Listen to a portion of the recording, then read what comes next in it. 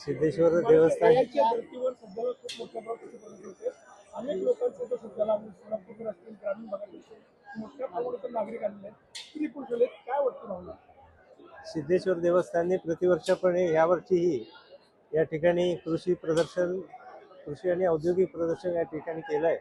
आज या ठिकाणी सोलापूर महानगरपालिकेचे कमिशनर माननीय उंबासे साहेब यांच्या हस्ते याचं उद्घाटन झालेलं आहे आणि आतमध्ये त्यांनी अतिशय एक अभ्यासू असं त्यांचं व्यक्तिमत्व आहे. प्रत्येक स्टॉलला बघून त्या ठिकाणी सगळी चौकशी करून त्या सगळे त्या ठिकाणची टेक्नॉलॉजी त्यांनी आता समजून घेतली.